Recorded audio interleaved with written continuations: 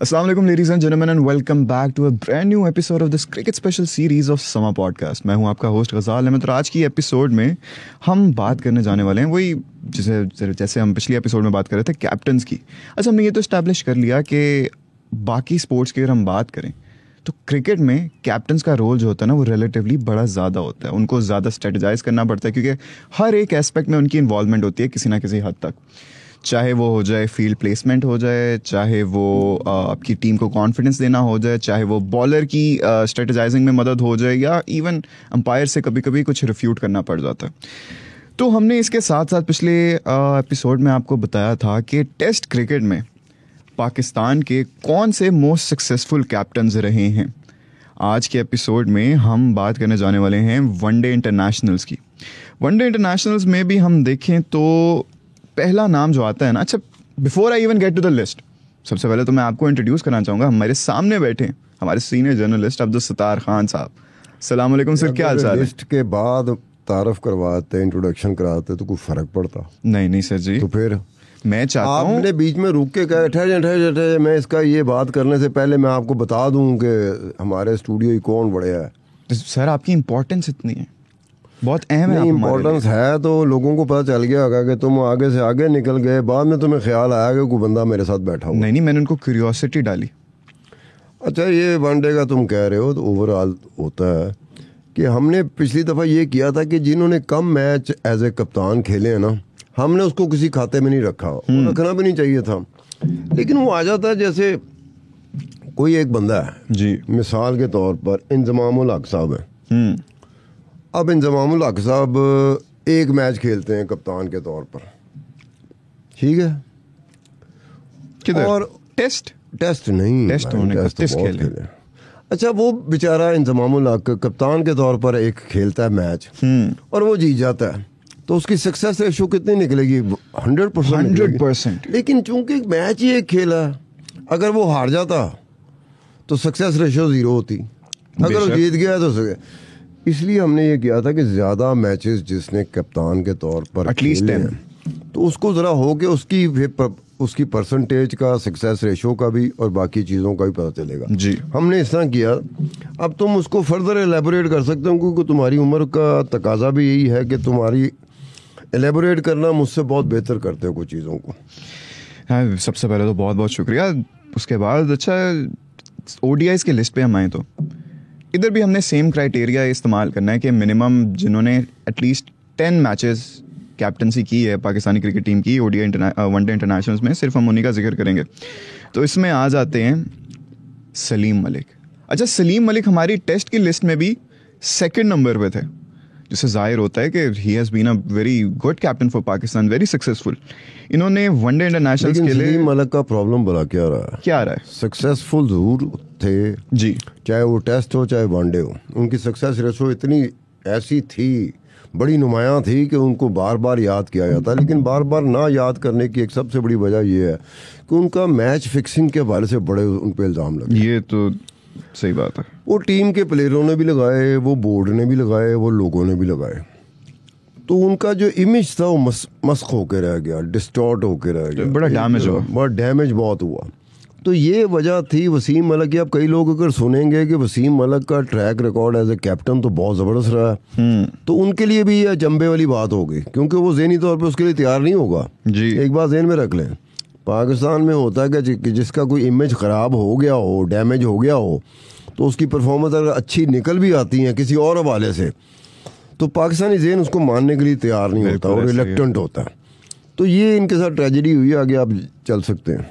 अच्छा, इनकी test matches में सक्सेस रेशियो इनका 58% था और ओडीआईज में भी 62%। खेले हैं इन्होंने 34 मैचेस जिसमें से 21 जीते, which is quite a remarkable feet. अच्छा, अगर इनके आगे बढ़े इनसे तो 30 नंबर पे जो नाम है ना, ये अभी भी क्रिकेट खेल रहे हैं और ये काफ़ी पॉपुलर भी हैं। इवन दो हमने टेस्ट मैचेस की जब कैप्टनसी की बात की थी, उधर इनका सक्सेस रेट जो था वो 0% नहीं था, बिल्कुल भी गैर मुनासिब था, 100% गैर मुनासिब था। लेकिन यहाँ पे ये हमारे लिस्ट में दूसरे नंबर पे आते हैं मोस्ट सक्सेसफुल कैप्टन्स की इन वनडे इंटरनेशनल्स। इन्होंने खेले हैं 41 मैचेस जिसमें से 25 जीते हैं, which concludes there his success ratio to 61%, which again is a very very good ratio. तो आपको क्या लगता है, क्या ऐसी वजह रही कि उनको टेस्ट क्रिकेट में तो एज अ कैप्टन कामयाबी ना मिल पाई? इवन तो उन्होंने कोई इतने ज़्यादा मैचेस नहीं खेले थे, सिर्फ 3 ही खेले थे, लेकिन वनडे इंटरनेशनल में सीधी सी बात है, टेस्ट मैच की स्ट्रेटजी बिल्कुल मुख्तलिफ होती है, उसकी प्लानिंग बिल्कुल मुख्तलिफ होती है। वनडे की स्ट्रेटजी, वनडे की प्लानिंग वो मुख्तलिफ होती है। अगर T20 आया था उसकी प्लानिंग, उसकी स्ट्रेटजी वो मुख्तलिफ होती है, रिजल्ट मुख्तलिफ आ रहे होते हैं। आप एक स्ट्रेटजी के साथ आते हैं, टेस्ट में भी उसी स्ट्रेटजी के साथ आएंगे, वनडे में भी उसी के साथ आएंगे, T20 में भी उसी के साथ आएंगे। तो तीनों फॉर्मेट में तो ज़मीन आसमान का फ़र्क है। ऐसे ही है। तो आपकी जो स्ट्रेटजी टेस्ट में कामयाब हो रही है वो हो सकता है वनडे में बिल्कुल फेल हो जाए और T20 में बिल्कुल काम ना करे, या T20 की स्ट्रेटजी है वो वनडे में फेल हो जाए और टेस्ट मैच में काम ही ना करे। तो इसलिए होता है कि ये एक चीज़ होती है जिसमें अक्सर आप देखते होंगे कि कई खिलाड़ी बोला क्या कहते हैं, जैसे शाहिद आफरीदी टेस्ट मैच एक ही लिया एज ए कप्तान। अब ये देखो ना, अब उसने कहा कि यार मैं कप्तानी के लिए, टेस्ट मैच की कप्तानी के लिए मेरी सलाहियतें जो है ना वो मदम पड़ जाती हैं, इसलिए उन्होंने दूसरी जो फॉर्मेट है उसके लिए ज़्यादा मैचेस लिए जी। अमूमी और मैं बोर्ड का कोई फैसला आ जाता है, खुद क्रिकेटर कोई फैसला कर लेता है कि जनाब मैं टेस्ट के लिए अवेलेबल हूँ लेकिन वनडे के लिए नहीं अवेलेबल, मैं वनडे के लिए अवेलेबल हूँ लेकिन T20 के लिए अवेलेबल नहीं हूँ। तो ये वेरी कर रही होती है तीनों चीज़ें। अगर आप तीनों को साथ रखेंगे कि टेस्ट में भी उतना ही कामयाब कप्तान, वनडे में भी उतना ही कामयाब कप्तान, T20 में उतना ही कामयाब कप्तान, तो ये बड़ा रेयर है। बहुत ही ऐसा लगेगा जब आपको ढूंढने के लिए अच्छा खासा झाड़ू फेरन की लोड़ होगी। ये झाड़ू फेरना इलेक्शन वाला नहीं, ये दूसरा झाड़ू मतलब कि बकायदा। लेकिन आप देखें कि हमने पहला नाम लिया, वो टेस्ट में भी सक्सेसफुल थे, इधर भी सक्सेसफुल, और अब शुएब मलिक के बाद जो नाम आता है वो टेस्ट में भी सक्सेसफुल थे। टेस्ट में वो आते थे 4th नंबर पे और इधर वो आ रहे हैं 3rd पे, वो हैं वसीम अकरम। वसीम अकरम का टेस्ट मैचेस में as a captain success ratio था 48% का और इधर है 61%। इन्होंने खेले हैं 109 ODIs एज ए कैप्टन जिसमें से 66 ये जीते हैं, making his success ratio to 61%। अच्छा, थोड़ा सा वसीम अकरम के हवाले से ना जी, ये होता है कि एक प्लेयर होता है, वो एक उस तरह का प्लेयर उन सालों में, उन दिहाइयों में बहुत कम प्लेयर पैदा होते हैं। 100% एग्री। उसी तरह से वसीम अकरम पैदा हो गया था। अब वसीम अकरम के बारे में ये है कि दरियाफ्त है जावेद मियादाद की, ग्रूम किया इसको इमरान खान ने। अच्छा, कुछ कहते हैं इनको इमरान खान ने दरियाफ्त किया था? नहीं, दरियाफ्त उसने किया था, जावेद मियादाद ने। वो वसीम अकरम जब कप्तान बनता है तो क्रिकेट खेले हुए काफ़ी अरसा से गुजर चुका होता है, लेकिन इसके साथ ट्रेजेडी ये होती है वसीम अकरम के साथ, कप्तान बनने के बाद इनके भी 4 स्टिंट्स हैं। जैसे होता है ना कि आप एक ही टेन्योर आपका लंबा हो जाए कि यार इस वक्त से इस वक्त तक कैप्टन, वो बीच में जो गैप पड़ते हैं ना वो बड़ा इफेक्ट करते ये हैं। बड़ा अजीब सा होता है, इनकंसिस्टेंसी आ जाती है। या इसमें ये होता है कि अगर किसी को कप्तान आप लेके आए वो खुद ही भाग जाता है बेचारा कि जी मैं नहीं कर सकता, आपको फिर पुराना कप्तान दोबारा लाना पड़ता है, या फिर बोर्ड के अंदर ही कोई शरारतें शुरू हो जाती हैं कि जी ये जो आया हुआ है इसको तो लेके आना है, ये जो पहले से है। अब उसमें से 2 जो इसके स्टंट थे ना वसीम अकरम के जी, वो कामयाब नहीं थे, लेकिन 2 स्टंट, बाकी स्टंट इसके बड़े कामयाब थे। मतलब ये वाइट वॉश कर देता है वेस्ट इंडीज़ का सीरीज़ जो होती है, वाइट वॉश कर देता है, जो कि इतनी कमाल टीम मानी जाती थी उस अपने ठीक दौर है। में। उसके बाद ये होता है कि एक सीरीज़ ख़ास तौर पे 1998-1999 की सीरीज़, इंडिया की सीरीज़ थी। उसमें ये था कि इंडिया में पाकिस्तान की क्रिकेट टीम का खेलना महाल था, यानी कि जो एक्सट्रीमिस्ट नहीं होते इंतहा पसंद, हिंदू इंतहा पसंद, उन्होंने तो यहाँ तक कहा था कि हम ग्राउंड में घुस के पिच के ऊपर आ जाएंगे हम, ठीक है। और एक खौफ का भी आलम था उसमें। वसीम अकरम की क़यादत में पाकिस्तान वो सीरीज़ जीत जाता है इंडिया में। अब ये होता है कि यार किस तरह से मैच खेले होंगे ये, और कप्तान ने किस तरह खिलवाया होगा मैच, ये क्रेडिट जाता है टीम को भी जाता है, कप्तान को भी जाता है। एक तो आपके आर्च राइवल हैं ही हैं, साथ साथ आपको डेथ थ्रेट्स भी मिल रहे हैं एक तरह से कह लो। उसके बाद होता है ये है कि 1996 का वर्ल्ड कप भी इन्होंने कप्तान थे, उसमें हम क्वार्टर फाइनल में गए हुए थे, तो इंडिया हमारे मद्दे मुकाबले था। इन्होंने अपने आप को ड्रॉप करा दिया कि जी मसल इंजरी है, फलाना इंजरी है, फलाना इंजरी है। वो मैच हम हार गए। अच्छा, उसमें वसीम अकरम नहीं खेले थे? वसीम अकरम नहीं खेले थे, कप्तान भी यही थे। फिर उसके बाद ये हुआ कि इनके घर में अटैक भी हुआ था। उन्होंने कहा यार इन्हें कोई चक्कर चलाया है, चल कीता वो कीता एज ऑलवेज। उसके बाद 99 का वर्ल्ड कप भी जो था वो भी वसीम अकरम ही की कप्तानी में पाकिस्तान फाइनल तक पहुंच गया था। मतलब फाइनल तक पहुंचा पाकिस्तान 99 का जो वर्ल्ड कप था जी। ऑस्ट्रेलिया के खिलाफ फाइनल में पहुंचा था। लेकिन ऑस्ट्रेलिया के साथ जिस बुरी तरीके से हम लोग हारे थे ना वो कहते थे कि फाइनल के जो टिकट्स होते हैं ना जी, वो बेचने नहीं चाहिए थे, क्योंकि जो फाइनल देखने आया उसको तो फाइनल मैच नज़र नहीं आया। वन साइडेड मैच था। ऑस्ट्रेलिया ने धो के मारा और मुख्तसर से स्कोर था जो पाकिस्तान ने किया था। उस मुख्तसर स्कोर को वो गिलक्रिस्ट आ गया, उसने मारना शुरू किया, टिका के मारना शुरू किया। पाकिस्तान ऐसे आउट हुआ है जैसे कोई लीग का मैच हो रहा है या ग्रुप मैचेस हो रहे हैं, ऐसे मैच हुआ। तो फाइनल में इस तरह के matches world cup, cricket world cup के बहुत कम ऐसे फाइनल हुए हैं जहाँ इस तरह का इतना वन साइडेड रहा, ऐसे वन साइडेड रहा। वो भी उस पर ऊपर आया।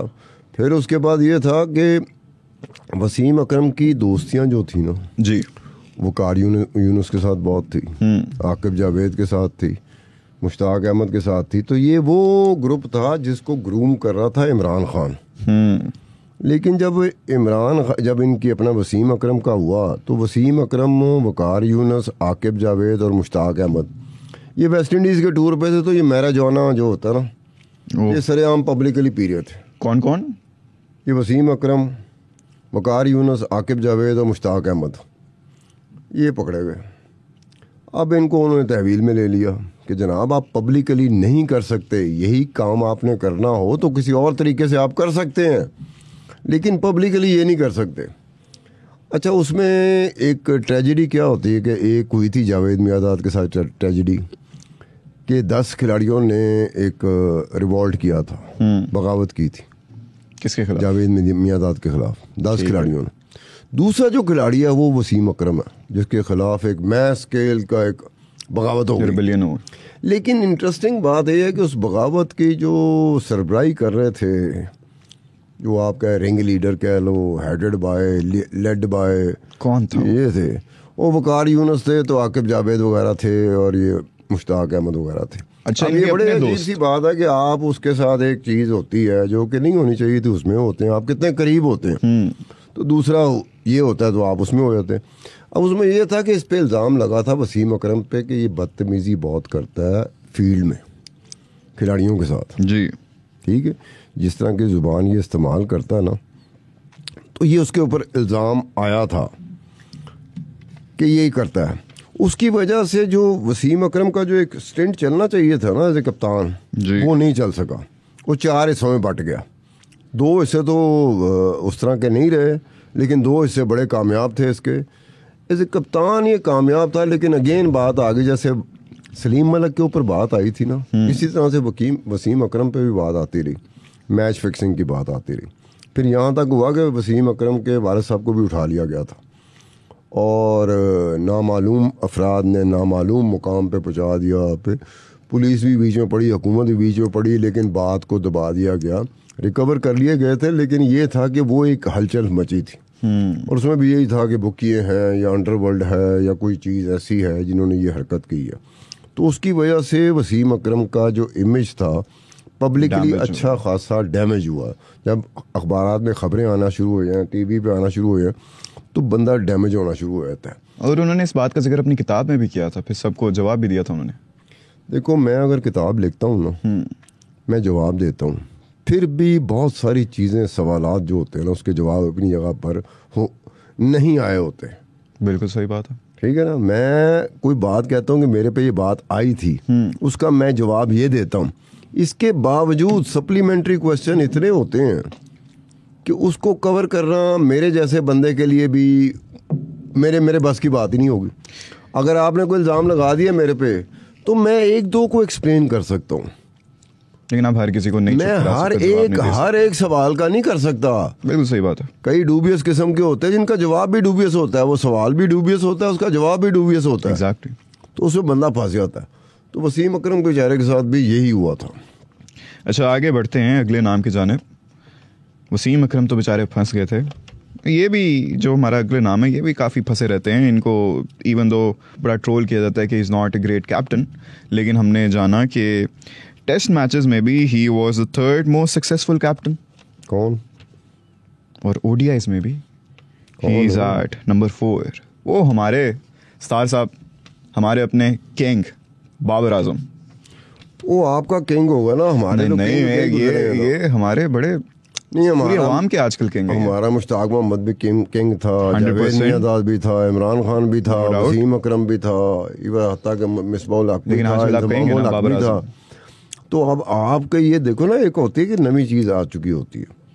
एक थे हम इनको, हमारे लिए टावरिंग पर्सनैलिटीज़ कौन थी क्रिकेट की? वो यही लोग थे ना। एक एक करके एक प्लेयर गए हैं तो हमारा क्रिकेट के ग्राउंड से राब्ता तकरीबन मुनक़ता हो चुका हुआ था जी। मवासिलाती राब्ता नहीं होता, मुनक़ता हो जाता है ना। जैसे हम ट्रांसमिशन कर रहे होते तो कई दफ़ा यहाँ पे भी होता है, जैसे हम लोग मोबाइल इस्तेमाल कर रहे होते हैं तो वो टोटल्ड हो जाता है कि भाई आपको सोशल मीडिया ऑफ मिलता है, आपको नेट ऑफ मिल रहा होता है।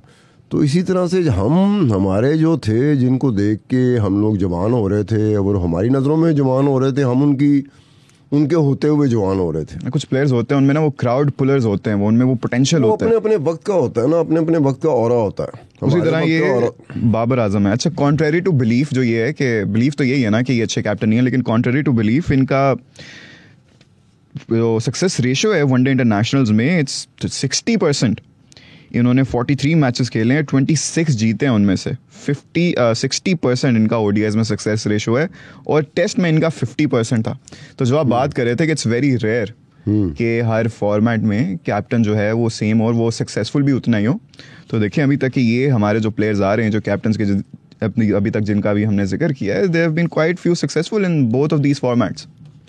ये देखो उसको उस तरह से अप्लाई करना, वो ये होता है कि जी सुनील गावस्कर ने पहली मर्तबा जब वनडे खेला था, 60 ओवर्स का मैच होता था। वनडे जब शुरू हुआ था ना तो 60 ओवर्स का था, उसके बाद जाके वनडे हुआ 50 ओवर्स का। सो सुनील गावस्कर जैसा बैट्समैन दुनिया का माना हुआ, मतलब हर लिहाज से माना हुआ बैट्समैन, वो उस पहले वनडे में 60 के 60 ओवर वो क्रीज पे खड़ा रहा, आउट नहीं हुआ था। टोटल उसने 37 स्कोर किए थे जी। अब आप बताएं कि बाय द बुक अगर कोई क्रिकेट को देखता था, बाय द बुक फिर सुनील गावस्कर अपने दौर के जो टॉप 5 प्लेयर थे दुनिया के, उनमें आता था कि इससे बड़ा प्लेयर कोई नहीं है। अब वो बड़ा प्लेयर क्या था? वो वनडे में आगे 60 ओवर का मैच है और सुनील गावस्कर साहब खड़े हैं टिक के, उनको आउट कोई नहीं कर सका था, लेकिन टोटल स्कोर उन्होंने 37 किया था। अब फॉर्मेट की बात होती है ना कि फॉर्मेट टेस्ट, वनडे और T20, इस फॉर्मेट में जो फ़र्क आना शुरू हो गया ना बड़ी तेज़ी के साथ, उसके साथ कुछ लोग तो चल पड़े कि ठीक है वनडे की स्ट्रेटजी मैं ये रखूँगा, ये कामयाब स्ट्रेटजी है, T20 की स्ट्रेटजी मैं ये रखूँगा, टेस्ट की स्ट्रेटजी मैं ये रखूँगा। लेकिन बहुत सारे लोग नहीं कर सके। वो टेस्ट में भी तो कामयाब थे, टेस्ट में बहुत सारे ऐसे लोग कामयाब थे। जब वनडे आना शुरू हुआ ना तो वो समझदार थे, उन्होंने अपना आप को डिस्टेंस पे ले जाना शुरू कर दिया। उन्होंने कहा हमें एक तो स्टाइल बदलना पड़ेगा, हम बाय द बुक क्रिकेट खेलते, अगर चौका ही मारेंगे तो रोलिंग स्टोन होगा। अब वो जब छक्का मारते हैं तो छक्का रोलिंग स्टोन थोड़ी होता, बिल्कुल भी नहीं। रोलिंग स्टोक के लिए होता है कि भाई क्रिकेट जिस तरह से क्रिकेट के बारे में कहा गया आपने वैसे चौका मारा, लोग कहेंगे क्या चौका था। अब छक्के तो आप देखें ना, छक्का तो आपने उठाया ऐसे करके। अब कितने लोग हैं जो छक्का मारने में कामयाब होते हैं? बहुत सारे लोग हैं जो कामयाब होते हैं। बहुत सारे प्लेयर हैं, बड़े से बड़ा प्लेयर है जो छक्का मारते हुए कैच आउट हो जाता है, या छक्का मारते हुए स्टंप हो जाता है, या छक्का मारते हुए बोल्ड हो जाता है। तो ये बात है कि वो जो रोलिंग स्ट्रोक्स होते थे बाय द बुक, उसमें बहुत कम होता था कि कोई वो खेलते हुए आउट हो जाए। उसमें भी होता कि कोई गेंद क्लास की आ गई, आप बीट हो गए तो आप आउट हो गए, लेकिन वो परसेंटेज बहुत कम होती थी। ये परसेंटेज थी आप क्रीज से बाहर निकले तो स्टंप हो गए, एक बस बॉल ज़रा ज़्यादा मूव कर गई, बाहर की तरफ मूव की या लेफ्ट की तरफ मूव की, आप आउट हो गए, विकेट कीपर ने आपको स्टंप कर दिया। या फिर आपका बल्ला पूरी तरह चढ़ा नहीं है, गेंद चढ़ी नहीं है तो कैच हो गया, या अब पिछली हो गया। आप देखते ना वनडे मैच या T20 मैच आजकल देखें तो ऐसे होता है कई दफ़ा इंतजार करना पड़ता है गेंद कहाँ गई। और खिलाड़ी ऐसे होते हैं कि 3 खिलाड़ियों को एक जगह पे आने का मौका मिल जाता है वो इतनी ऊपर चढ़ गई होती गेम। तो ये होता है वेरी कर रही होती है ना टेस्ट, वनडे एंड T20, जिसकी वजह से ये अच्छा खासा मुश्किल होता है कि आप तीनों में यकसा तौर पे कामयाब हो जाए। हर किसी फॉर्मेट का अपना अपना प्ले स्टाइल है और आपको हर एक में डिफरेंटली अडाप्ट करना पड़ता है। लेकिन फिर वापस आता हूँ मैं बाबर आजम की जानिब। स्टार साहब, जैसा कि मैंने कहा कि पॉपुलर बिलीफ यही है कि लोग इनको समझते हैं कि कोई इतने अच्छे कैप्टन नहीं है, इवन दो इनके जो स्टैट्स हैं ये उन सब लोगों को, जितने भी क्रिटिक्स हैं, उनके लिए एक तरह से कह लें कि तमाचा है। तो what would you like to say to all the critics? उन्हें इसका बाबर का मेरे ख्याल में PSL का जो ट्रैक रिकॉर्ड है कप्तान, वो बहुत ही मायूस कुन है। नहीं, PSL में तो है, बहुत ही मायूस कुन है। PSL में तो मायूस कुन है, लेकिन आप कौमी क्रिकेट टीम की तरफ आए तो उससे तो बहुत बेहतर है, बहुत वन ऑफ द बेस्ट कहेंगे आप। तो अब देखें ना, अब ये भी एक चीज़ है कि एक लीग हो रही है, PSL हो रही है, उसमें तो बाबर आजम का ट्रैक रिकॉर्ड कप्तान के तौर पे बिल्कुल बहुत बुरा है। यानी कि बताना भी कि भाई इनके इतने % है सक्सेस रेशो, वो भी बंदा झिझक रहा होता है। लेकिन कौमी क्रिकेट टीम की तरफ से जब ये टेस्ट या वनडे खेलते हैं तो उसमें कप्तानी इनकी बिल्कुल ठीक है। चाहिए इनको यही कि PSL की जो टीम इनको कप्तान के तौर पे लेती है जी, अब अगर हमें पता है ट्रैक रिकॉर्ड का कि कौमी क्रिकेट टीम की ट्रैक रिकॉर्ड बड़ा ज़बरदस्त है बाबर आजम का जी, PSL का रिकॉर्ड ठीक नहीं है, तो उनको भी देखना चाहिए कि हमें इनको खिलाड़ी के तौर पे लेना चाहिए, प्लेयर कप्तान के तौर पे हमें किसी और को ले लेना चाहिए। जैसे अभी रिसेंटली उन्होंने नहीं किया था, इमाद वसीम था कराची किंग का, उन्होंने शान मसूद को बना दिया। तो नहीं उन्होंने कप्तान को लिया ना, इस्लामाबाद यूनाइटेड ने, उसने कप्तान को लिया है। नहीं, इस्लामाबाद यूनाइटेड का कैप्टन तो अभी भी शादाब ही है। तो शादाब है, लेकिन वो इमाद वसीम तो प्लेयर के तौर पे लिया ना उन्होंने कप्तान के तौर पे नहीं लिया। बिल्कुल ऐसी बात है, ठीक है ना। तो ये स्ट्रेटेजी होती है कई दफा कि प्लेयर बहुत बड़ा है, इसमें तो कोई शक नहीं, कोई शक नहीं है। अब जरूरी थोड़ी है कि बड़ा प्लेयर हो तो आपने वो डालना। अब ये जरूर हो सकता है, जैसे जावेद मियांदाद की मैं बात करूंगा कि जावेद मियांदाद के दौर में, वसीम अकरम के दौर में रिवॉल्ट हुआ, अपने ही दोस्तों ने बगावत की उनके खिलाफ, वकार यूनुस। जावेद मियांदाद के खिलाफ 2 दफा बगावत हुई थी। एक दफ़ा ये माजिद खान साहब जो इमरान खान के कज़न है, फर्स्ट कज़न है, ये थे और ज़हीर अब्बास थे। 10 खिलाड़ियों ने ठक आ गए, उन्होंने कहा ये जूनियर लड़का आपने मुश्ताक मोहम्मद के कहने पे रख लिया। उस वक्त क्रिकेट बोर्ड का चेयरमैन था नूर खान के बारे में उनकी रिप्यूट आज तक खेलों के मैदान में और PAE के मैदान में, इतनी रिप्यूट आज तक पाकिस्तान में किसी और की रिप्यूट नहीं हुई जितना उनकी रिप्यूट थी। नूर खान को जब ये कहा गया कि मुश्ताक मोहम्मद ने इनकार कर दिया, जावेद मियांदाद का कह रहा, और Javed Miandad is a junior player, तो नूर खान वो बंदा था जो खड़ा हो गया था, उन्होंने कहा मियांदाद ही बनेगा, क्योंकि मुश्ताक मोहम्मद इतनी वो रिस्पेक्ट रखते थे, उसने कहा बनेगा।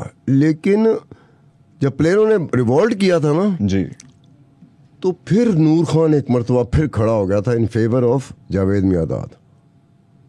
उन्होंने कहा पुत्र लगा रहो, किस्मत में जो होगा वो हमें मिलेगा, जो कहते हैं कहने दो, जो कहते हैं कहने दो। तो एक ही मैच खेला था जावेद मियांदाद ने, उसके बाद लाइन लगना शुरू हुई, मोहसिन खान आ रहा है, रमीज़ राजा आ रहा है, वो इकबाल कासम आ रहा है, उसके बाद सरफराज नवाज आ रहा है, इमरान खान आ रहा है, वसीम बारी आ रहा है, वसीम राजा आ रहा है। अब आप देखो कि उसका हुआ, और उसके बाद वो जावेद मियांदाद के बारे में ये कहते हैं कि जावेद मियांदाद ने एक उस्तादी की थी। अब पता नहीं उस्तादी की भी थी कि नहीं की थी, उस्तादी भला क्या की थी? ये बैंक्स और PAE की तरफ से बड़े बड़े खिलाड़ी खेलते थे, एम्प्लॉय भी थे और खेलते भी थे। जी। मियांदाद ने उनके CEO को कह दिया कि terminate their playing and employment contract.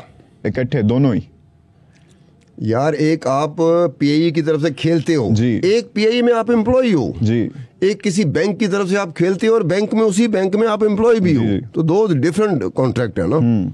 तो फिर मियांदाद ने ये कहने का मेरे नाल नहीं ना खेलोगे तो चलो उन। उसके बाद ये हुआ था कि मियांदाद ने ये कह के जब उसने सीरीज जीत ली और उसने देखा नाशा हो जाएगा, उसने कहा जी मैं रिटायरमेंट लेता हूँ एज ए कप्तान, खेलने को मैं तैयार हूँ, लेकिन दूसरी बात यह है कि माजिद खान और ज़हीर अब्बास के अंडर मैं नहीं खेलूंगा, मैं क्रिकेट ही नहीं खेलूंगा। कंट्रोवर्सी। अब उसमें हुआ ये कि वो एक वजह बनी थी इमरान खान के कप्तान बनने की। अगर मियांदाद के खिलाफ रिवॉल्ट ना हुआ होता, अगर मियांदाद ये ना कहता कि मैं माजिद खान और ज़हीर अब्बास के अंडर नहीं खेलूंगा, तो इमरान खान का चांस नहीं बनता था, क्योंकि इमरान खान के बारे में बोर्ड का और टीम का ये ख्याल था कि एक खलंडरा सा है जो उसकी वजह शोहरत थी इमरान खान की। तो उन्होंने कहा कप्तानी में, और शुरू में इमरान खान ने भी अवॉइड किया कि यार कप्तानी हो सकता मुझसे ना हो सके, बिल्कुल। लेकिन उसके बाद ये हुआ था कि इमरान खान का कप्तानी के दौर में ही उसकी बॉलर एंड बैट्समैन परफॉर्मेंस वो इम्प्रूव कर गई थी। लेकिन उसकी कामयाबी में बहरहाल जावेद मियांदाद का एज ए वाइस कैप्टन बहुत बड़ा रोल था, बहुत बड़ा रोल था। और ये करते क्या थे कि इनके बारे में वो इयन चैपल जो था ऑस्ट्रेलियन कैप्टन, वो एक लिहाज से इमरान खान का भी वन ऑफ द फेवरेट्स। तो इयन चैपल एंड एक चिश्ती मुजाहिद थे, आपको नहीं याद होगा, मुझे याद है, हमारे दौर का रनिंग कमेंट्री करने वाला कमाल के चिश्ती मुजाहिद थे जिनकी हम कमेंट्रियाँ सुना करते थे। तो इन दोनों ने कहा था कि ये जो थिंक टैंक है कि ये इमरान कप्तान है और जावेद मियांदाद वाइस कप्तान है, ये इस तरह की स्ट्रेटजी इवॉल्व करते हैं। हर ओवर के बाद कानाफूसी इनकी शुरू हुई, तो उन्होंने कहा था one of the best think tank, ये लफ्ज़ उन्होंने इस्तेमाल किया था, think tank of the game.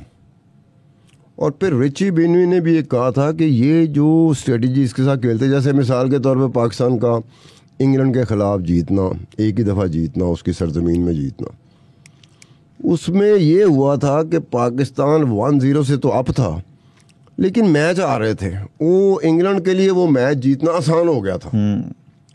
तो इन्होंने क्या किया था, एक ऐसी स्ट्रेटजी, एक ऐसे टैक्टिक्स के साथ आए थे जो इससे पहले क्रिकेट की दुनिया में नहीं देखी गई थी। क्या किया था इन्होंने क्या किया कि ऑफ साइड मियांदाद ने ले ली, on side of the field वो इमरान खान ने ले ली। अब देखेंगे ग्राउंड के दो हिस्से होते हैं जी, एक ऑन साइड फील्ड होती है, एक ऑफ साइड फील्ड होती है। वो दोनों ने ये हिस्से बांट लिए। स्ट्रेटजी ऐसे इवॉल्व की उसने कि जब तेरे अलावा कोई बॉल और बॉलर होगा उसको ऑफ की तरफ मैं रखूँगा और इस एरिया को मैं पकड़ूंगा, फील्ड प्लेसिंग मेरी होगी। ऑन साइड पे तू ज़्यादा बॉलिंग कर रहा है, उस वक्त में इमरान खान ऑन साइड पे ज़्यादा बॉलिंग कर रहा था, तो उन्होंने कहा तुम ऑन साइड की फील्ड को पकड़ लो, वहाँ फील्ड प्लेसिंग इस तरह की करो, देखते हैं कैसे जीतते हैं। वो नहीं जीत सके थे, जीत गए हम, और हम जीत गए। और ये हुआ कि इसमें देखे ना मियांदाद का कितना बड़ा रोल था। और इसके ऊपर रिची बेनी था एक, वो भी अपने दौर का एक बड़ा था और कमेंट्री बड़ी टिका करता था। उसने भी कहा था, उन्होंने कहा यार साढ़े मतलब उन्होंने कहा कानी फड़ा दो साढ़े ये किस तरह की स्ट्रेटजी। उसने भी ये कहा था कि क्रिकेट में इस तरह की पहली स्ट्रेटजी देखी नहीं गई। तो ये होता था, लेकिन उसमें बदकिस्मती क्या हुई कि मियांदाद जहाँ जहाँ भी होता था ना, वो कहता मेरे सामने माजिद खान ना आना, ड्रामा। और माजिद खान के साथ इमरान खान की भी नहीं बनती, आज तक नहीं बनती। स्पीकिंग टर्म्स पे नहीं है दोनों आज भी, सगी खाला के बच्चे बेटे भाई हैं एक दूसरे के, नहीं बनती। वो ज़हीर अब्बास नहीं जी मैं, उन्होंने कहा इमरान के साथ हूँ मैं। वो जब भी होता था ना उसे वॉलंटियर करना पड़ता था ना अपनी कप्तानी। जैसे मिसाल के तौर पर इमरान खान ज़ख्मी हो गया था, उसका मसल पुल हो गया था, 1 साल के लिए वो सीरीज से बाहर रहा था, मियांदाद भी बाहर हो गया था।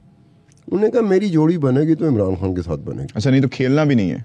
खेलना भी नहीं। उसके बाद क्या हुआ था, उसके बाद फिर बड़ी ज़्यादती हो गई ना। इमरान खान भी जब ज़्यादती करने पे आता है फिर वो देखता नहीं कि क्या ज़्यादती हुई। जावेद मियांदाद ने जब दूसरा रिवॉल्ट हुआ था ना जावेद मियांदाद के ख़िलाफ़, तो उसमें वकार यूनुस और वसीम अकरम थे। तो वो उसने कहा था कि ये इन्होंने इमरान खान के कहने के ऊपर, इमरान खान ने इनको उकसाया, इंसाइट किया है और इन्होंने मेरे ख़िलाफ़ किया। उन्होंने कहा मैं ही क्रिकेट छोड़ता हूँ। उसके बाद जावेद मियांदाद ने क्रिकेट छोड़ दी थी। ये हुआ था। हमारे यहाँ एक बात ज़हन में रखना, बड़ी अच्छी क्रिकेट चल रही होती है, हम अरूज पे होते हैं जब इमरान खान और जावेद मियांदाद का था। हम जहाँ जा रहे थे ना, खुदाई कसम हमारे सामने किसी टीम का खड़े होना नामुमकिन था। भाई इमरान खान की बॉलिंग में तूफ़ानी अंदाज आ गया, इमरान खान की बैटिंग कमाल की हो गई, भाई कप्तान भी है, बैटिंग भी इम्प्रूव कर गई और बॉलिंग में भी इम्प्रूवमेंट आ गई बड़ी। बिल्कुल फॉर्मेडेबल बन गए, टर्म इस्तेमाल होती है फॉर्मेडेबल, वो बन गए आप। दूसरी जावेद मियांदाद साथ जुड़ा हुआ है, ये चल रहा है। लेकिन एक वक्त ऐसा आता है कि स्ट्रेटजी ऐसे, सियासत एक ऐसी होती है, बदकिस्मत सी चीज़ है कि सियासत की नज़र हो जाए तो कल को आप मेरे बारे में, मैं आपके बारे में कुछ कर रहा हूँ तो बड़ा अजीब सा लगेगा। बिल्कुल ऐसे ही। तो इस चीज़ों से ना हमारी क्रिकेट को नुकसान पहुंचा था, वरना बड़ा अच्छा अगर रहता। अगर चलो छोटी मोटी चीज़ें तो होती हैं, छोटी मोटी चीज़ें होती हैं। जैसे मैं मुश्ताक मोहम्मद का मैंने नहीं बताया था कि मुश्ताक मोहम्मद वाज द कप्तान जिसने अपने प्लेयरों को निखारा। किन किन को निखारा? इमरान खान को निखारा, सरफराज नवाज को निखारा, जावेद मियाँदाद को निखारा। और यहाँ तक नहीं किया, उन्होंने कहा पैयो को मतलब समझते हो?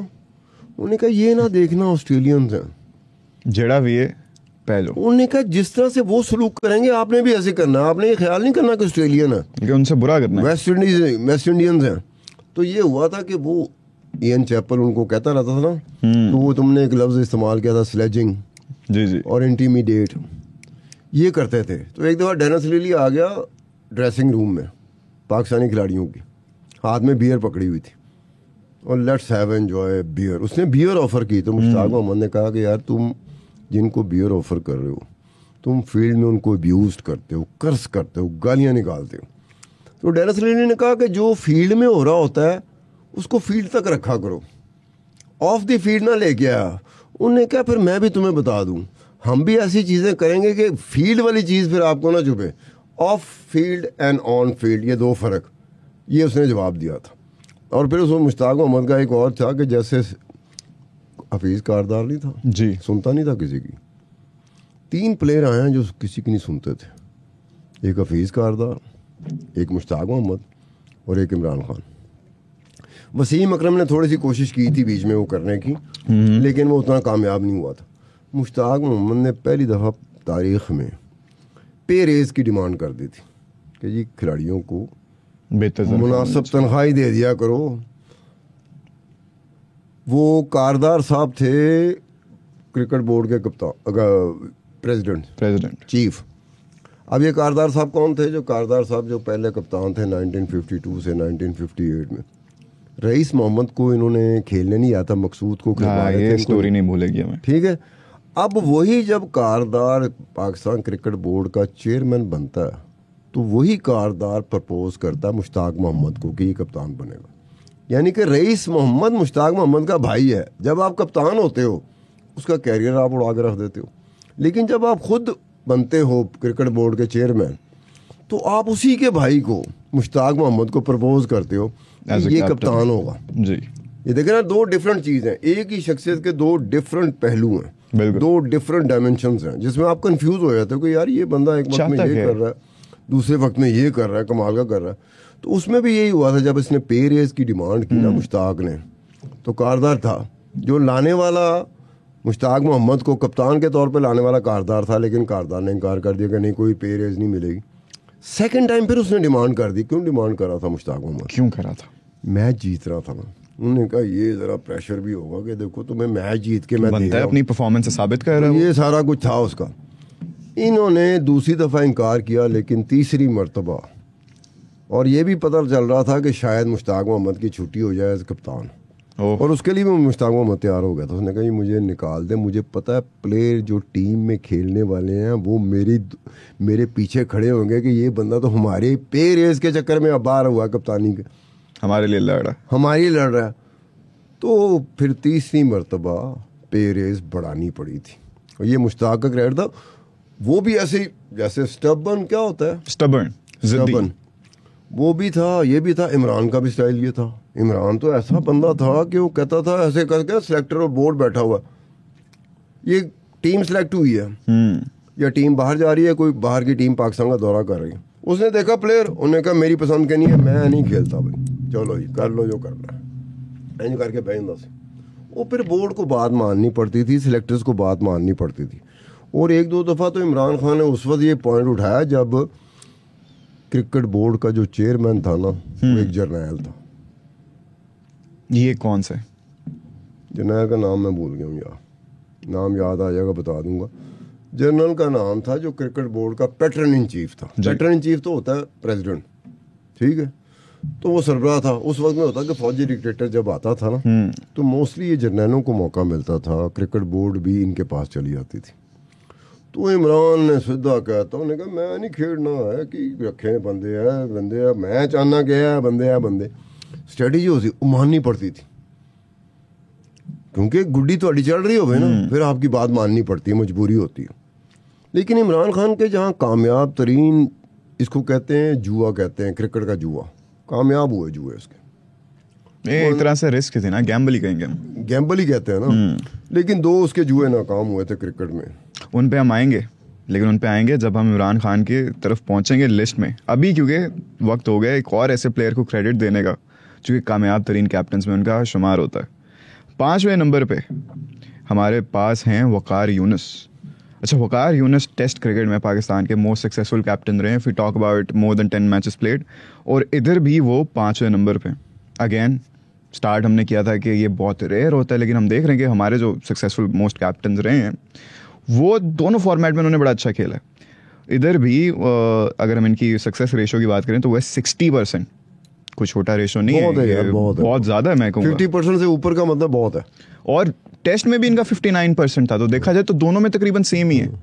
लेकिन उसमें कुछ लोग भला क्या कहते हैं, कुछ लोगों का ये पॉइंट होता है, वैलिड है पॉइंट, लेकिन बहरहाल अल्टीमेटली जो रिकॉर्ड होता है आपने उसको उसमें ये होता है कि उस वक्त में देखा जाए कि कमज़ोर टीमें थी या मजबूत टीमें जिनके साथ मैच पड़ा। अब जो हम लोग कह रहे कारदार था, मुश्ताक मोहम्मद था, इमरान खान था। अब ये जब इनके क्रेडिट पे जो चीज़ें जाती हैं उसमें बड़ी टॉप की टीमें थीं, स्टेबलिश टीमें थीं, दौर भी वैसा था, टीमें थीं। अब अगर कोई कमज़ोर माड़ी टीमों को जो हमारी जितनी हो या हमसे भी माड़ी हो, तो उसको अगर ज़्यादा मैच उनके साथ हो जाएं और ज़्यादा मैच जीत लिए जाएं, तो कई दफ़ा ये जो होता है ना सक्सेस रेशो, इसलिए आज से डूबियस होती है। लेकिन दुनिया में ये बात मानी नहीं जाती। वो सिंपल ये कहते हैं कि कितने टेस्ट मैच थे, कितने वनडे थे, कितने T20 थे, जीते कितने, वो उस हिसाब से सक्सेस। और मानी जानी भी नहीं चाहिए, क्योंकि देखिए ना इनके 62 ODIs खेले हुए इन्होंने। ये कोई कम तो नहीं है कि आप कहें कि 1-2 बार तुक्का लग गया या कुछ। उन्होंने थोड़ी लेट्स से कि इतनी कोई डिसेंट टीम्स नहीं थी जिनके खिलाफ खेला, या तब वो बड़ी वीक थी या इतने उनकी स्ट्रेंथ नहीं थे। लेकिन अगर आप 62 मैचेस खेल रहे हो और तब भी आपकी 60% सक्सेस रेशो चल रहा है, तो you should be uploaded and appreciated. आप करो। मैं भला क्या कह रहा हूँ? क्या कह रहे हैं आप? मैं ये कह रहा हूँ कि जिनको मैंने पकड़ा हुआ है ना डिस्कस करने के लिए जी, वो जिस जगह पे वो तैरते रहे हैं, उड़ते रहे हैं, चलते रहे हैं ना, वो बड़ी जगह थी। अब इसमें जैसा वसीम अकरम का मैंने क्यों जिक्र किया? वसीम अकरम का जिक्र ये किया कि बीच में बहुत सारी ऐसे चीज़ें हुई कंट्रोवर्सी के अलावा भी, मैच फिक्सिंग के अलावा भी, कि वाकई ऐसे लगता था। अच्छा, उसके बारे में भी कहा जाता है कि वो भी ऑन फील्ड अच्छी खासी बदतमीजी कर जाता था अपने खिलाड़ियों के साथ। हाँ, वैसे भी कहा जाता है ना कि फास्ट बॉलर्स का एक वो एग्रेसिव एटीट्यूड होता है। लेकिन कुछ फास्ट बॉलर गुजरे हैं वेस्ट इंडीज़ के, उनका तो ये रवैया नहीं था उनका। लेकिन खुदा की कसम, वो जब जूल गार्नर 6 फुट से ऊपर से आता था तो उसका हाथ लहराता था। वो बैट्समैन के लिए होता था, एक तो 6 फुट का बंदा आ रहा, ऊपर से काली आंधी आ रही, ऊपर से हाथ ऐसे करके बॉल कराता था, ऐसे करके ठा यार। वो तो हंसते मुस्कुराते थे। उनको कभी बहुत कम देखा कि वो तैश में आए हों। वेस्ट इंडीज़ के लोग भी बड़े बुरी तरीके से तैश में आते थे, उनका क्राउड बड़ा तैश में आ जाता था, और कई दफ़ा वो नारवा सलूक भी कर देता था वेस्ट इंडीज़ का क्राउड। लेकिन कई उनके फास्ट बॉलर निकले जो बड़े हम्बल होते थे। लेकिन ये लगता नहीं आपको बड़ा रेयर है? क्योंकि जनरल नोशन तो यही ना कि जो भी फास्ट बॉलर आएगा वो ये पीछे से आपको मूव बनाते हुए, आपको इंटिमिडेट करते हुए आएगा और बाउंसर कराएगा आपको डराने के लिए। लेकिन अगर आप इंटिमिडेट कर रहे हो, किसको कर रहे हो? वो आपको चौके मार रहा है, 3 चौके मार रहा है, 3 गेंदों पे 3 चौके मार रहा है, फिर क्या करोगे? ऐसे भी हुआ है। फिर आगे से उसने जवाब दिया हुआ अपनी बैटिंग से। ने इमरान खान को स्ट्रेट 2 छक्के मार दिए थे। किसने? रवि शास्त्री ने। स्ट्रेट छक्के टेस्ट में, स्ट्रेट छक्के मारे। खुदाई कसम, इमरान खान मेरे ख्याल उसको देखता होगा अंपायर को कि मेरे ओवर कितना रह गया, गेंदें कितनी रह गई। क्योंकि जब वो बैट्समैन आ जाए ना उसमें, और दूसरी जगह पे ये होता था कि विवियन रिचर्ड है अपना, बिल्कुल यार, विवियन रिचर्ड जैसा खुदाई के साथ तैश दिलाने वाला बैट्समैन जो हमने देखा हुआ है, जो टीवी स्क्रीन पे हमने देखा हुआ कि फास्ट बॉलर ने आके गेंद कराई, इमरान ने गेंद मारी, उसके पैड से ऊपर लगी है, पाँव में उसके गेंद लगी है, वहीं उसने विवियन रिचर्ड ने रखा हुआ और मुस्कुरा रहा है और ऐसे झाड़ रहा है। यार वो फास्ट बॉलर के पल्ले क्या रहेगा कि मैंने उनको गेंद मारी और मुस्कुरा के ना उसके ऊपर ऐसे करा जैसे मक्खी नहीं हटा रहा, अगली गेंदें 4 गेंदें बाउंड्री से बाहर, चल भाई आओ।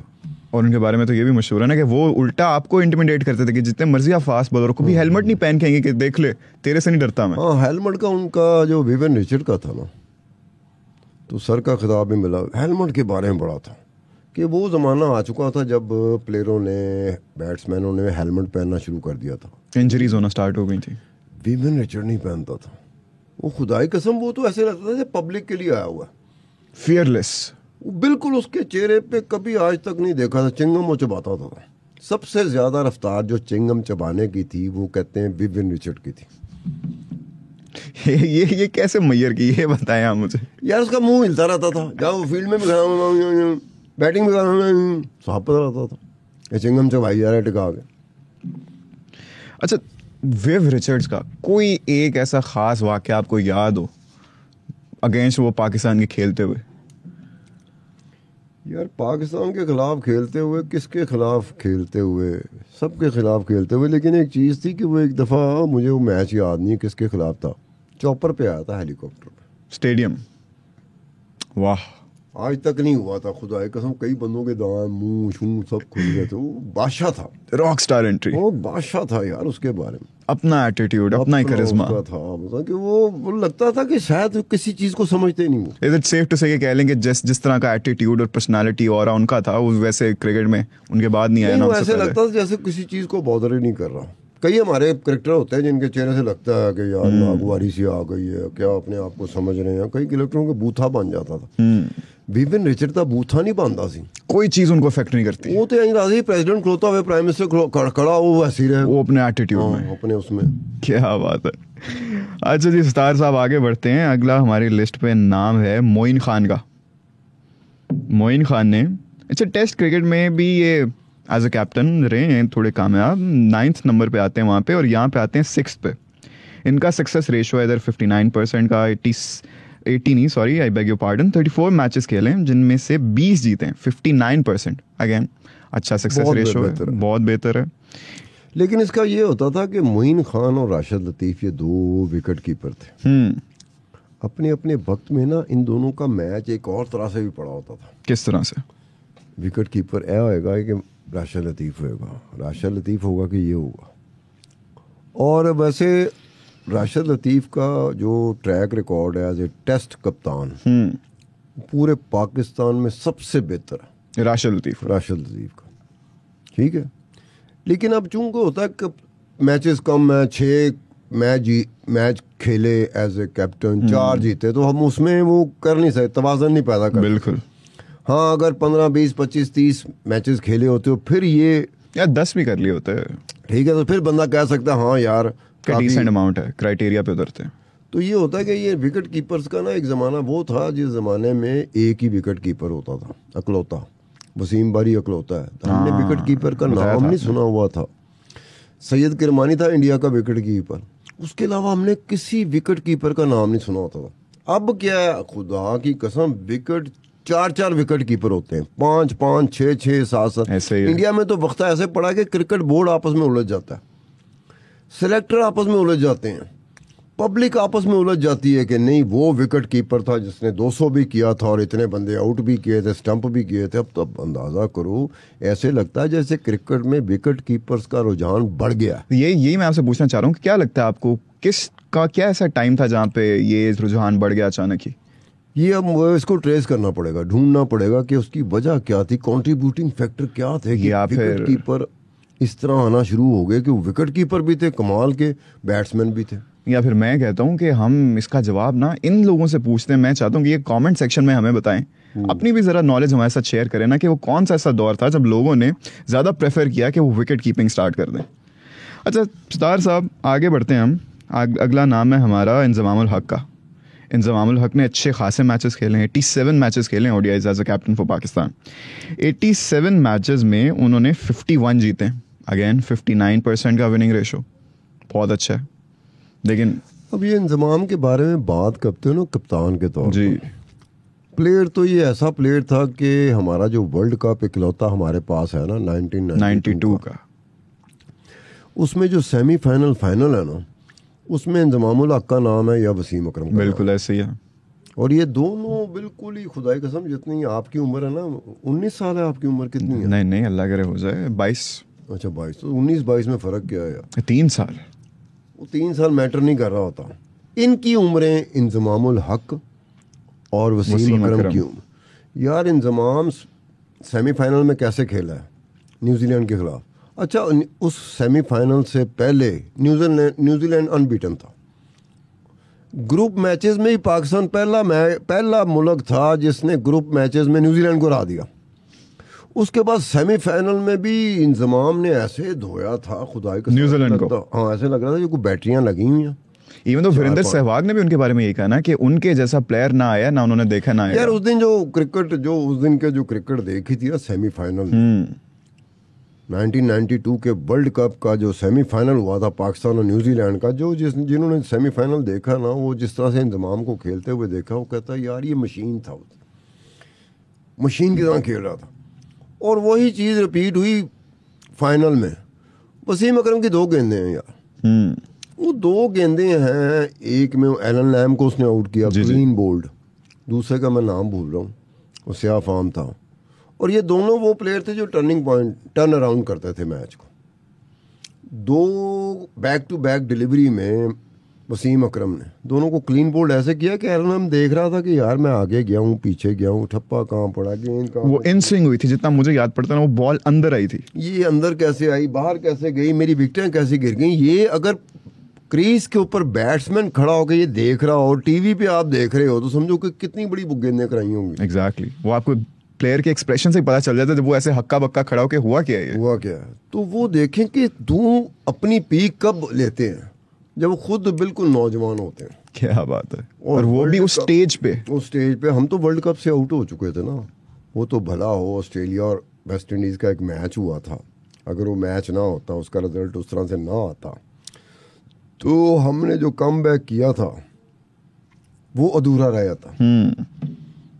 तो ये अगर कप्तान होने के नाते से ना इंजमाम के ऊपर ये बात आती है कि ये मजहब को बीच में ले आए थे। हाँ, ये आपने बताया भी था शोएब अख्तर वाला किस्सा। तबलीगी जमात को लेके आना पहले, तो फिर लोगों ने क्या कहना शुरू किया, क्रिकेट बोर्ड ने कहना शुरू किया, प्लेयरों ने कहना शुरू किया कि अपनी कमजोरियां जो है ना उनको मजहब की आड़ में छुपाया जा रहा है।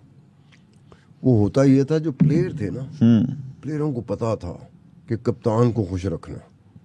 यार होता है, अब आपको पता है, मुझे ही पता है कि हमने यहाँ पे रह के किसी को खुश रखना हर जगह होता है। अगर उसको खुश ना रखा तो हमारा कोई चांस मुश्किल हो सकता है, होना नहीं चाहिए ये वैसे। तो ये होता था। अब उसमें होता क्या था, उसमें ये था कि ये शोएब अख्तर ने बात की थी, उसने कहा हिपोक्रेसी आ गई है टीम में कि बंदा सिर्फ इंजमाम को खुश करने के लिए, इसके साथ 3-4 खिलाड़ियों इनको खुश करने के लिए वो भी कुछ पढ़ना शुरू कर देता था। अब शोएब अख्तर जो था वो बहुत ही इस मामले में बड़ा ओपन बंदा था, ओपन माउथेड होता है, ओपन माइंड तो होता है ना, open mouth, very blunt. Shoaib Akhtar फिर लिहाज नहीं करता था, मेरा कप्तान है, क्या है, फील्ड है, मैच हो रहा है, मैं बॉल करा रहा हूँ, मुझसे बॉल करवाई जा रही है, वो ख्याल नहीं करता था। इतना भी नहीं होना चाहिए, लेकिन वो नहीं, मिजाज होता है यार, मिजाज के साथ होता है ना, ये थोड़ी होता है कि उसको नहीं पता कि क्या उसने भुगता है 2-3 दफा। शोएब अख्तर ने भुगता है, लेकिन सर्कमस्टांसेस की परवाह नहीं है उन्हें। वो करते अपना मिजाज होता है।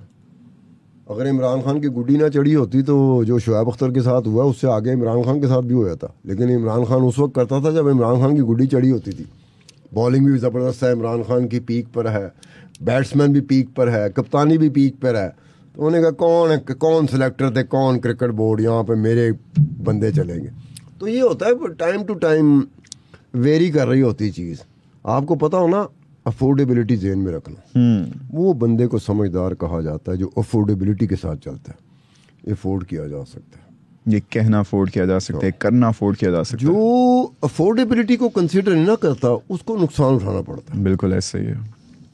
तो ये हुआ, मिसबाउल हक का ये हो गया था कि बाद में क्रिकेट बोर्ड ने अंदर ये बातें शुरू हो गई थी कि जनाब ये तो तबलीगी जमात के लोगों को रिक्रूट कर रहा है, तो टीम में जो खिलाड़ियों को रिक्रूट करना चाहिए उस पर तवज्जो नहीं है।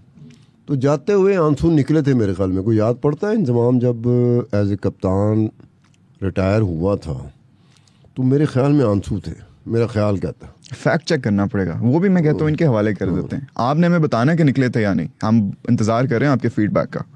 सार साहब, ये सरफराज अहमद जो है ना, ये इन्होंने जो हमें कामयाबी दिलाई थी ना, वो ये चैंपियंस ट्रॉफी की 2019 में, ये मैं कभी नहीं भूल सकता। आपने मैच देखा था वो वाला? मैंने सिर्फ ये देखा था कि उस मौके पे सरफराज का मोस्ट प्रोबेबली घर था, वो इतना रश मैंने देखा था कि पाकिस्तानी को बहुत अरसे बाद कोई मौका मिला है कोई चीज़ सेलिब्रेट करने, वो भी उस जज्बे से। हाँ, तो मोस्ट प्रोबेबली सरफराज का घर था जिसके इर्द गिर्द लोग इकट्ठे हुए थे और बाकायदा एक बैल्कनी में आया हुआ था। एक ख़ास किस्म की होती है ना तमानियत, खुशी होती है, चेहरे से झलक रही होती है। हम पाकिस्तानी भी खुश थे कि बड़ी अरसे बाद कोई ट्रॉफी की शक्ल हमने देखी है, वो भी फाइनल्स में इंडिया को हरा के, और जिस तरह से हराया था। आज भी मैं उसको सोचता हूँ ना, उस बारे में फ्लैशबैक्स आते हैं तो यकीन करें दिल गार्डन हो जाता है। मजाक भी नहीं कर रहा मैं। नहीं, वो गार्डन को अगर उर्दू में बोले तो क्या बोलेंगे? दिल बाग हो जाता है। बाग हो जाता है। तो बाग को अंग्रेजी में बोले तो गार्डन। ठीक है, आपका नहीं हुआ था? आपका नहीं होता ये सोच के? अच्छा, आप वैसे तो आपकी बड़ी ज़्यादा से बनती है, मिले भी हुए हैं, बातें शातें भी की हैं कभी सरफराज अहमद से? नहीं, सरफराज से मेरी कोई मुलाकात नहीं। या कभी आपने किसी और से सुना उनके बारे में कि कोई आपका ओपिनियन है उनके बारे में? सरफराज का ये है कि हम्बल आदमी है। हम्बल तो है, हाँ, ये अच्छी बात है, पॉजिटिव बात है कि आप हम्बल हैं। हम्बल क्यों पॉजिटिविटी में आ जाता है कि आपको एक शोहरत मिल जाती है, एक आपका फेम होता है, एक वो स्टैचर आ जाता है और आप हम्बल हो, क्या ही बात है। हमारे पाकिस्तानी क्रिकेटर्स की निस्बत इंडियन जो क्रिकेटर्स थे ना, जिनकी आरती उतारी जाती है, वो बहुत हम्बल है। चाहे आप सचिन तेंदुलकर को ले लें, बिल्कुल ठीक है, विराट कोहली को ले लें, आपको यकीन नहीं आएगा अगर ज़ाती तौर पे आपका कहीं इनकाउंटर हो गया इन प्लेयरों के साथ, तो आपको यकीन नहीं आएगा कि मैं उस लेवल के स्टार हैं। विराट कोहली से मिला हूँ, सचिन तेंदुलकर से मिला हूँ। ये जिस तरह मिले हैं जैसे आम बंदा नहीं मिलता, ये तो ऐसे मिले हैं। साढ़े हथे है कि दो दफ़ा आप या मैं स्क्रीन पे आ जाए तो साडा मत्था खराब हो जाता। तो टेस्ट खेलने वाला, वनडे खेलने वाला, चाहे 2 खेले चाहे 4 खेले, और फिर मुसलसल खेलता रहे, वो तो वट पैना ही पैना। इसके बाद आते हैं ज़हीर अब्बास। बहुत नाम ले चुके हैं आप इनका, बड़ा जिक्र किया यार। ज़हीर अब्बास का ये है ना कि ये जो जावेद मियांदाद के ख़िलाफ़ जो बगावत हुई थी ना जी, उसमें माजिद खान तो लीड करते थे, और माजिद खान भी अपनी तरह का ना एक ऐसा बंदा था जो सुनता कम था, और लोगों को हमें बड़ा पसंद था। हम बहुत माजिद खान को पसंद करते थे, और एक और वजह थी उसकी पसंद करने की, स्पोर्ट्समैन स्पिरिट हमने माजिद खान में देखी थी। स्निक हुई है ना, अंपायर के फैसले का तरफ नहीं देखता था माजिद खान, खुद चलना, बल्ला यहाँ पे रखा, ग्लव्स उतारे, चल पड़ा, वॉक अवे। ठीक है ना, हमें वो पसंद होता था। हम कोड करते थे कि देखो यार प्लेयर हो तो ऐसा प्लेयर हो, कि अंपायर की तरफ देखा ही नहीं उसने, ये कैरेक्टर है उसका, ये ऑनेस्टी, ठीक है। और था भी जरा अपने मिजाज का था, बज़ाहिर तो हंसता हुआ नजर आता था, लेकिन वो हंसता हुआ होता नहीं था। माजिद खान का चेहरे का ऐसा था कि वो ऐसा लगता था जैसे हंस रहा है, लेकिन वो बड़ी संजीदा होता था। उसके साथ वो करना मुश्किल हो जाता था। ज़हीर अब्बास का ऐसा नहीं था, लेकिन ज़हीर अब्बास के साथ जुड़ा तो जावेद मियांदाद ने यही कहा था कि अगर ये दोनों में से कोई किसी एक को कप्तान बनाया तो फिर मैनू फारक समझना। तो ये होता है कि प्लेयर आप बहुत बड़े थे जब ये इंडिया ने पाकिस्तान का विजिट किया था, कितने सैकड़ों साल बाद। हमारे ताल्लुकात ख़राब रहते हैं इंडिया के साथ, बेशक। तो 78 में जब इंडिया आई थी, तो इसको जो खिताब मिला था ना ज़हीर अब्बास को, वो रन्स बनाने की मशीन का मिला था। क्या बात है, वो इंडियंस और पाकिस्तानी दोनों ने दिया था, मिलकर दिया था। ये रन्स बनाने वाली मशीन थी। अब वो रन्स बनाने वाली मशीन, प्लेयर तो बहुत बड़ा, लेकिन कप्तान होना ज़रा डिफरेंट हो जाता है। बिल्कुल। इसके बाद अब एक नाम ऐसा है जिसका आई एम प्रीटी श्योर कि सारे देखने वालों को, तमाम व्यूअर्स को भी बड़ी शिद्दत से इंतज़ार रहा होगा, वो है इमरान खान का। अच्छा, इनका जिक्र तो आप बड़ी दफ़ा कर चुके हैं, इसी पॉडकास्ट में भी, इनसे पिछली सारी पॉडकास्ट में भी, और हम देखते हैं कि इनका हर जगह जिक्र ही बड़ा ज़्यादा होता है। 2.5 साल से ये कब से जब वोट ऑफ नो कॉन्फिडेंस हुआ था उस वक्त से आज तक अगर डेली बेसिस पे पर आवर भी निकालें, पर मिनट भी निकालें, पर डे भी निकालें, पर वीक भी निकालें, पर मंथ भी निकालें, तो सबसे ज़्यादा डिस्कस तो इमरान खान हुआ, हैंड्स डाउन, नो डाउट। लेकिन अभी अगर ज़रा हम स्ट्रिक्टली क्रिकेट की बात करें, स्पोर्ट्स की बात करें, तो स्टार साहब हमने देखा कि इनकी पॉपुलैरिटी तो बढ़ी रही है, सही है, इनको बड़ा अच्छा लीडर भी माना जाता रहा है, लेकिन अगर हम स्टैट्स की बात करें तो he has not been that successful. Test कोई अनइम्प्रेसिव है इसका। हाँ, टेस्ट क्रिकेट में भी हमने देखा तो वो 11th नंबर पर आते थे मोस्ट सक्सेसफुल कैप्टन में, इधर भी 10वें नंबर पर आ रहे हैं। सबसे ज़्यादा ओडीआई मैचेस खेले इन्होंने एज ए कैप्टन 139, लेकिन उनमें से 75 जीते हैं। 54% का इनका सक्सेस रेशो है। देखो ना, ये अच्छा ऐसे है कि इमरान खान किस चीज़ से बच जाता है। इमरान खान कप्तान बनने के बाद अगर अपनी फॉर्म खो देता as a bowler, as a batsman, तो फिर उसको इमरान खान को याद करने वाले लोगों की तादाद कम होती। लेकिन आप अपनी कप्तानी के दौरान अपनी बॉलिंग परफॉर्मेंस और अपनी बैटिंग परफॉर्मेंस, ऑलराउंडर परफॉर्मेंस उसको कायम रखते हैं, कोई चीज़ तो आपको कोई चीज़ रोकेगी नहीं। बिल्कुल ना, लोगों ने कहना, लोगों ने अप्रिशिएट करना कि देखो यार, इसको तो अपना कप्तान खुद ही होना चाहिए। ये किसी के कप्तानी में तो उस तरह से किया नहीं, अब उस तरह से किया होगा तभी तो यहाँ तक पहुँचा है, लेकिन अपनी कप्तानी में। लेकिन बहरहाल इसकी कप्तानी में, बहरहाल मैं जितना मैंने इसको हार्ड ये डिग आउट किया है, जावेद मियां का बड़ा हाथ है। अब उसमें बात है कि कोई इसका जुआ, गैम्बल जिसे कहते हैं ना, क्रिकेट का गैम्बल, कोई ऐसे गैम्बल बताएं भी तो सही ना। अब हम यार गैम्बल मिसाल के तौर पे एजाज अहमद नहीं है, मेरी ज़ाती तौर पे उसके साथ बड़ी रही है एजाज के साथ। एजाज अहमद को इंडिया मैच, उसके दौरान ये एजाज को भेज देता है 1 डाउन, एजाज धो देता है। तो वो जो कमेंट्री कर रहा होता है ना हिंदी में, वो कहता है कि चमत्कार दे जाते हैं इमरान खान साहब। यानी कि बिल्कुल ही वो एक था कि माइंड गेम्स जिसे नहीं कहते, इमरान खान उसके साथ भी खेलता है। अगर किसी को ना पता हो, इमरान खान को माइंड गेम्स के साथ खेलना आता है। क्या आप उनको प्रेडिक्ट नहीं कर सकते नेक्स्ट यार वो गया है अब्दुल कादर का, उसने ऐसे प्रोजेक्शन किया, खुदा की कसम, मैच शुरू होने से पहले ही अगले को अंडर प्रेशर कर दिया। मंजूर इलाही एक एवरेज, बिलो एवरेज प्लेयर था, जाके कहता बड़ा हार्ड हिटर है, वो लाता तोड़ देगा, फलाना कर देगा, उसकी प्रोजेक्शन बनाती। वो जो टीमें थी, ऑस्ट्रेलिया वगैरह की टीमें थी, वो उन्होंने बाउंड्री पे बंदे खड़े कर दिए कि इमरान ने इसकी प्रोजेक्शन किया बड़ा हार्ड हिटर। उसने एक छिक्का मारा था, बाकी सारे 1-1, 2-2, 3-3 करके लेते थे।